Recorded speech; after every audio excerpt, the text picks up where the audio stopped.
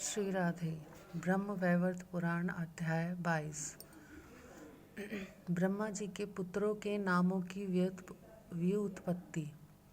सोती कहते हैं, सौनक जी, तदनंतर कुछ कल्प व्यतीत होने पर जब ब्रह्मा जी पुनः सृष्टि कार्य में संलग्न हुए, तब उनके नरद नामक कंठ देश से मरीचि आदि मुनियों के साथ वे साप मुक्त मुनि प्रकट हुए। इसी कारण से उन मुनीन्द्र की नारद नाम से ख्याति हुई। ब्रह्मा जी का जो पुत्र उनके चेतस चित्त से प्रकट हुआ, उसका नाम उन्होंने प्रचेता रखा। जो उनके दक्षिण पार्श्व से सहसा उत्पन्न हुआ, वह सब कर्मों में दक्ष होने के कारण दक्ष कहलाया। वेदों में कर्दम शब्द छाया के अर्थ में विद्यमान है। जो बालक ब्रह्मा जी के कर्दम अर्थात छाया से प्रकट हुआ, उसका नाम कर्दम रखा गया। इसी तरह मरीचि शब्द वेदों में तेजो भेद के अर्थ में आता है। अतः जो बालक तत्काल अत्यंत तेजस्वी रूप में प्रकट हुआ, वह मरीचि कहलाया। जिस बालक ने जन्मांतर में क्रतु संग यज्ञ समूह का संपादन किया था, वह वर्तमान जन्म में ब्रह्मा जी का पुत्र होने पर भी उसे क्रतु के नाम पर क्रतु कहलाया। ब्रह्मा जी का मुख प्रधान अंग है। उस अंग से उत्पन्न हुआ बालक इर अर्थात तेजस्वी था, इसीलिए अंगीरा नाम से प्रसिद्ध हुआ। सौनक, भृगु शब्द अत्यंत तेजस्वी के अर्थ में विद्यमान है। ब्रह्मा जी से उत्पन्न जो बालक अत्यंत तेजस्वी हुआ, उसका नाम भृगु हुआ। जो बालक होने पर भी तत्काल अत्यंत तेज के कारण अरुण वर्ण का हो गया और उच्च कोटि की तपस्या के कारण तेज से प्रज्वलित होने लगा, वह अरुण नाम से विख्यात हुआ।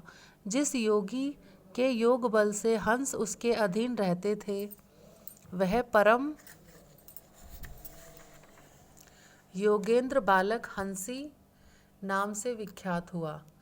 तत्काल प्रकट हुआ जो बालक वशीभूत और शिष्य होकर विधाता का अत्यंत प्रीति पात्र हुआ, उसका नाम वशिष्ठ रखा गया। जिस बालक का तप में सदा प्रयत्न देखा गया तथा जो संपूर्ण कार्यों में संयत रहा, वह अपने उसी गुण के कारण यति कहलाया।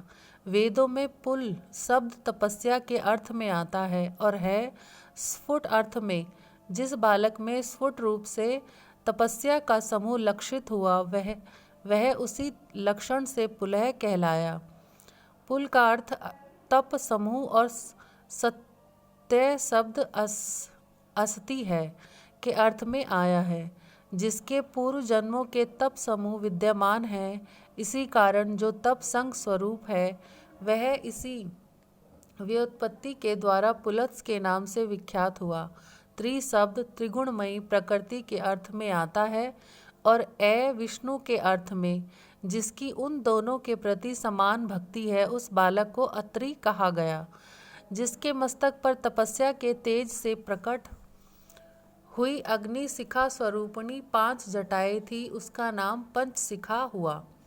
जिसने दूसरे जन्म में आंतरिक अंधकार से रहित प्रदेश में तप किया था, उस शिशु का नाम अपांतरतमा हुआ। जो स्वयं तपस्या करता और दूसरों को भी उसकी प्राप्ति करा सकता था तथा जो तपस्या का भार वहन करने में पूर्ण समर्थ था, वह अपनी इसी योग्यता के कारण वोढु कहलाया। मुने, जो बालक तपस्या के तेज से सदा दीप्तिमान रहता था तथा तपस्या में जिसके चित्त की स्वाभाविक रुचि थी, वह रुचि नाम से प्रसिद्ध हुआ। जो ब्रह्मा जी के क्रोध के समय 11वीं संख्या में प्रकट हुए और रोने लगे, वे रुदन के कारण ही रुद्र कहलाए। सोती फिर बोले, जिनमें सत्व गुण की प्रधानता है, वे भगवान विष्णु पालक हैं। रजोगुण प्रधान ब्रह्मा सृष्टि करता है तथा जिनमें तमोगुण की प्रधानता है, वे रुद्र कहे गए हैं।